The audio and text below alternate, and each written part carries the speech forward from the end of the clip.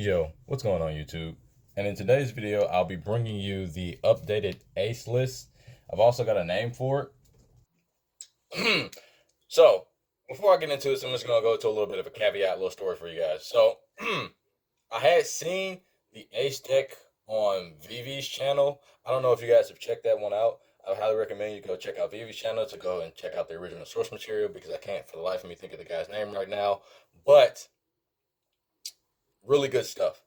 Go check it out. I recommend highly. But at any rate, when I seen that video, I thought to myself originally that was a really good idea, and I liked it. But I realized that it had some matchups that it could have issues into, and I thought to myself, man, what if I could incorporate all of this all into one? So that's why I came up with this concept and this idea for my ace deck. So I've dubbed this brother ace, and I've dubbed the other one heel ace. So I just kind of sort of try to do like a merger of the two, and this is sort of what I came up with. So without further ado, I'm going to go ahead and go over the deck list for you guys, so you can see the monstrosity. But this is, of course, blue yellow ace. And if you're unfamiliar with blue yellow ace, we're just going to go ahead and go over his ability real quick. Like, it is Gone times 2. Look at the top 5 cards of your deck. Add 1 character, cost 5, to the top of your life. Put the rest at the bottom of your deck in any order that you choose. At the end of your turn, you must trash all of your face-up life. So, the idea is to get a brother into life and then play the brother with a baby. So, with that being said, and this is going to be like in no very particular order, we're running 4 of the baby Luffy, and we're running 2 of the punch Luffy, and then we're running 4 of the rocket Luffy. Now, for some unbeknown smoke and rock reason, I wasn't running 4 of these at the start of this journey, but that was silly, and now I know that I was a silly person. So 4 of these is a must because it just helps with board control and it helps with being able to mitigate your opponent's resources, as this trades 1 card for 1, and it also allows you to draw, cycling cards into your hand. And like I said, just being able to move bodies is just really good. And also being able to see this in trigger to surprise your opponent is also really nice. So we're playing this at 4 because it is a really good board remover. It's a really good attacker. It's just very versatile, very good card in the deck. It does a lot for you, and the fact that you can regularly see this with leader ability and with the searches that you play is amazing. So we are, as before, playing 4 of the blocker ace and 4 of the rush ace, with, of course, 4 of the baby ace. Now, this, as always, is your bread and butter, your heart and soul, your everything that you need to get in between. This is the gas. Give me just a second, guys. There we go. That's a lot better. Anyway, this is the gas. This is by far what is, again, the heart and soul of your deck for aggression. But we've changed it up a little bit, and we haven't focused so much on relying on your brother package, because I've learned that this deck is almost mirrored to its brother, Black Yellow Luffy, and how you want to play. You really want to start saving your brothers for the late game as opposed to the early game, unless you can apply a lot of early game pressure. Then you can save it towards more towards the later game, and it can just be super explosive just out of absolutely nowhere, and it's amazing. I love it so much. But this is the brother package that you run. These are all of the brothers that you run in the deck. There are no other brother cards that you run, so that's it on the brother package. To support the brother package, we are running 3 of the search event in the deck. I was super religious about never taking this down, and I am at times whenever I play this still to myself thinking, oh man, this is rough. Not seeing this is rough, but it is not all for naught, because we replaced that with 1 of the, wherever the heck I put it, thank you for loving me. And so the thank you for loving me is just to help set up your top end. It also just replaces this. I actually would like to go to 2 thank you for loving me and 2 of the brother search event in this deck, because the ability to find Luffy's and the Whitebeards, unfortunately you can't find the baby baby aces, but that's fine. Being able to find all your Luffys and all your adults is actually good enough. And also being able to set up your top end is actually pretty good too. And it comes in so much handy. And because you also want to find your Whitebeard cards, it really, really helps. That's one of the reasons I say I want to go down to to just 2 of the yellow search event, because I know that, like, and you'll see later why it is that you don't need those as much anymore as you did previously to find your babies, because you got also 4 of the 1-drop Garp, which is going to be super relevant for a card I'll show you guys coming up here later. But the 1-drop Garp is really, really good for searching you all of these as well. So you've got him, you've got 2 of these, and you got 2 of the Thank You for Loving Me, which is going to search you most of your Whitebeard package. And like I said, that's going to get you like everything that you need, really, in reality, plus more. And it's going to also get you these 4 Namul. Excuse me, guys. It's also going to get you the 4 Namul, so you can also use this to search these as well, which is another reason why I say I want to go 2 of these, so you can search out these, because when you can't find these, finding these is almost better in some instances, because that 2 less Dawn can be so useful going somewhere else.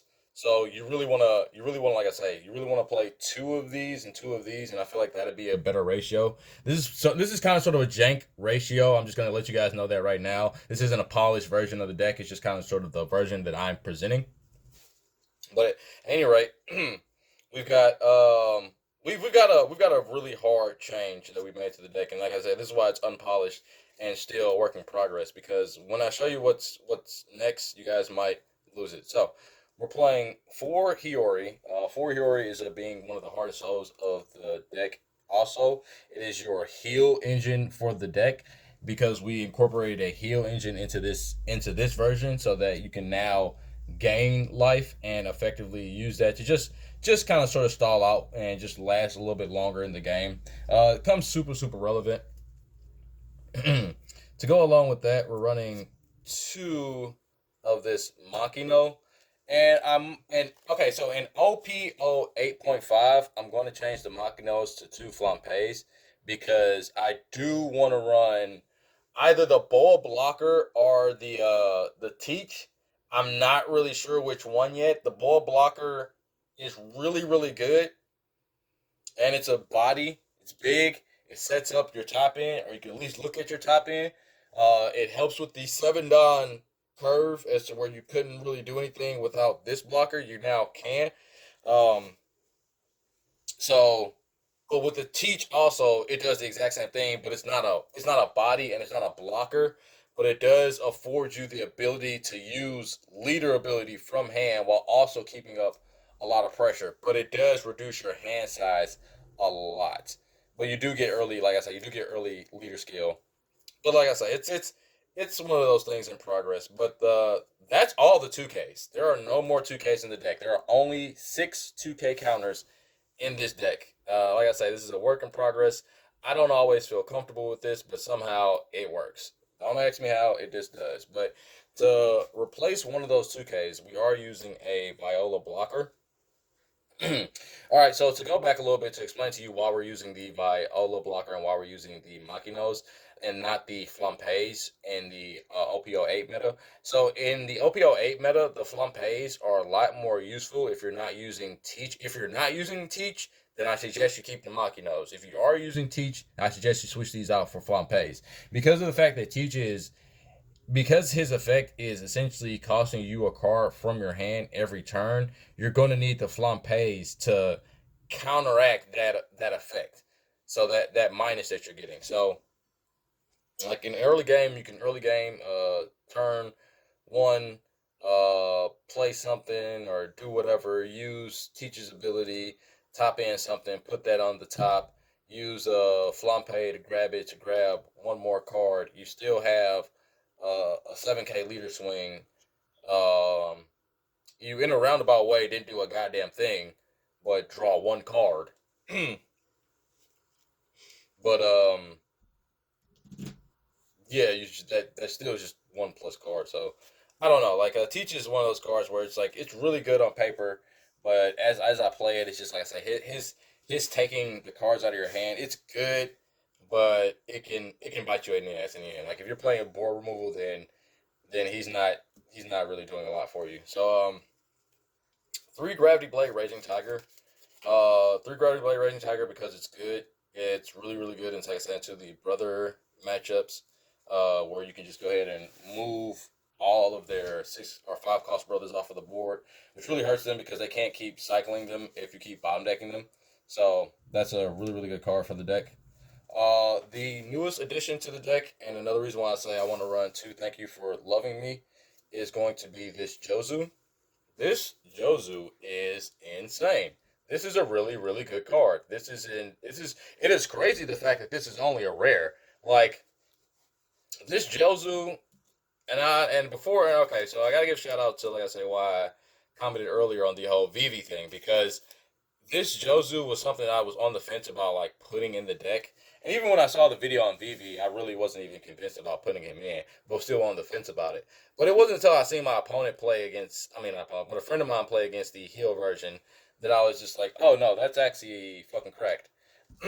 So this guy enables a lot of insane possibilities for this deck and insane combos. So like in late game scenarios, like I say, if you've seen like the heal version of this, then you know that in late game scenarios you can just go into a Hiyori, a leader skill Hiyori, play something to life, play him to bounce the Hiyori, so you'll have gained a life and put a 2K and had a body on board and not changed your hand size whatsoever. So really, really, really good card. And even if you're not using it in combination with that, you can use it in combination with any of like your littles, which is again why I say you can run 2 of the Thank You for Loving Me and 2 of these, because you can use this in combination with your GARPs. So that just means more consistency with your searches. So you can just, on 7 down turn, you can play a GARP, search, and then play him to bounce the GARP and then bounce one of your opponent's creatures.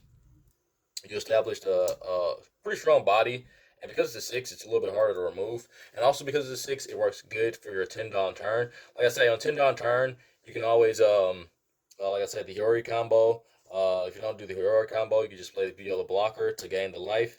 If you don't do that, or you just have something else on board that you can bounce that. If you have 2 of these, you can bounce them to just keep cycling them, to just keep bouncing one card on your opponent's turn every single turn.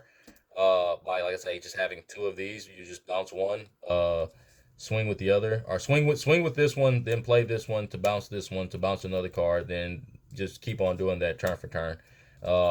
Or you just like not do that and just keep cards on board and just, you know, keep cycling cards. The thing that this does is just like it pauses your opponent. It creates pressure for your opponent because you're swinging 7 every turn, and your hand size is increasing every turn. Because keep in mind, you're not getting rid of a card out of your hand if you do this. Like if you play no other cards from your hand, you're not losing a single card of your hand if you do this, because you're just cycling him every single turn. So you'll play one out of hand, then you'll bounce one to hand. Giving you like that law. If you've ever played Red Green Law, it gives you that kind of feeling, and it's really, really good to feel that. The only other card I'd probably say I play in here was probably the event that bounces the small, like your 2Ks and your 1 drops back to your hand to help with not only defense but also for replaying these cards, because replaying the littles is just really, really good. The last 2 cards in the deck are Blaze Slice, and Blaze Slice is just really good for end game for like any kind of small blocker, Barcelino, Rebecca, any of those that your opponent can play. You can just Blaze Slice those right out of your way. And even more impressively, again, you can combine these with any kind of set of cards. So Blaze Slice and this means that you get 3 blockers out of your way. Blaze Slice and this means that you get at least 2 blockers out of your way. Blaze Slice and Luffy is 2 4 costs out of your way. Blaze Slice just pairs well with like everything that you can play in the deck, because it's a 1 cost event, and its ability to rest and give you that 1,000 power for the turn is so powerful. It can really throw your opponent off for if they have like an in-game scenario where they think they're about to push for a lethal. Then this card, like I said, it really helps for this card right here really helps for, like I said, helping you push for lethal as well. You'll notice that there is no puddings in this version of the deck because you don't necessarily need the puddings. You're applying so much pressure to your opponent to where they can't keep a lot of cards in the hand. And even in some of the games where the only game that I played where they've been able to keep a lot of cards in their hand was probably in my last video when I was going against Black Yellow Luffy. And obviously, if I would have had putting him at any point in time in that game, I would have just won. But there's also a point in time in the game where if I would have just swung higher with what I had on board instead of trying to push for more creatures, I probably would have won the game. But, that's speculation here or there. There's a lot of things you learn in hindsight. But that's why we, record ourselves and watch ourselves over so we can, learn all these things, all these mistakes that we make. Try and sort of grow and expand upon those so that we're not making them over and over and over again. So that's one of the reasons I recommend it. Like you say, just start to learn for learning purposes.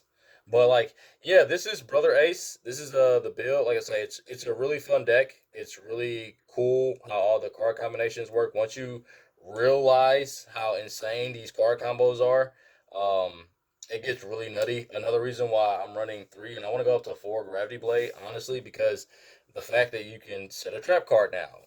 So because the heal property is now something that you play as a viable strategy, not just to keep you in the game, you can play a Hiyori, you can use leader skill, get, like I say, a blocker to your hand, play Hiyori to add blocker to hand, and then place a Gravity Blade into your life. And like I say, you can play him to bounce the Hiyori back to your hand. So now you have a 2K trap set to remove a possible swing. So now now you have a slight possibility of surviving now. Plus you put, like I said, that body on board. And plus, like I say, you actually added you filtered a counter to your hand. So now you got 8K at least in the hand of counter, plus a blocker for next turn for any kind of setup if you needed it. Like I say, your setup for next turn, you have the ability to remove a body. It's crazy. Like I say, even if you're not doing that and you're just setting your events to your life with this combination, or if you're just setting events to your life with that in general, it's still really, really good. So in short, like I say, very cool deck. I've been enjoying it, like it a lot. Yeah, if you want to try her out. It's pretty fun. You'll enjoy her. The card combinations are crazy. This is still a very big brain deck, so don't just think that you're gonna play this and it's just gonna flow for you, because you still got to learn how to do everything, and you still got to learn about your sequencing, because sequencing is one of the most important things in this deck. This deck heavily relies on your sequencing, and once you start to play that, and you'll understand what I mean if you start playing the deck. Once you start playing the deck, you'll realize, oh no, I messed up because I did it out of order. And everything that you do in the videos, I probably make it look super easy, but it took me a long time to figure out how to play this deck correctly. And it takes a lot, like I said, to learn the order of operations for how you have to do everything that you have to do when you want to do it. I can't really, like I say, go over the whole spiel of things for you, but like I said, super good, super fun. Jozu is absolutely nuts in this deck. Pretty freaking insane. Yeah, you got a lot of board control. So, like I said, you got the Luffy's, you got the Jozus, you got the Gravity Blades, you got the Blade Slice. You can control the shit out of the board. You got a lot of, like I say, cards that just help mitigate your opponent's board while you're applying a lot of pressure with your Rush Aces, even with these Punch Luffy's, making sure your opponent can't play smaller cards. Like I say, your blockers. Constantly being a 7K lead means, your opponent really has to dig into you to try and get to you. But like I said, that means that they're leaving themselves pretty vulnerable, because you're just going to constantly play these bodies. And like I say, once you start throwing down the Jozus and cycling, you also find that because you cycle so much, you'll always have 2Ks in your hand. You might be like, oh no. But like I say, also with the Blade Slices being able to make you possibly a 6K leader for the turn can really help for, keep you alive, or if you got 2 Blade Slices, 7K leader for the turn. So you got a lot of ways of mitigating the fact that you don't have a lot of counter, especially since one of your primary strategies is just being a 7K leader and playing blockers, which is why I would say like the boil blockers are going to be good in this deck because, like I said, if you don't play the teach and you play the boil blockers, you got 2 more blockers in the deck, and the boil blocker is going to help for that 7-Don turn where it was just really awkward at first. Now it's just play the boil blocker, attach 1 Don to lead, attach another Don to lead because you know what your top end is. Use leader skill, play a baby because you got the 2 Don left to play that out of life. It's now you got that 6 cost boil blocker. You got the body that you got from your leader skill, whether it can be any of your bigs, which again is if you just got another blocker, then you're super walled up and a 7K lead, so you're good. If you don't, then you got like a Luffy waiting in the wings, or you got the punch Luffy waiting to punch the shit out of him. So really good deck, really fun. Peace.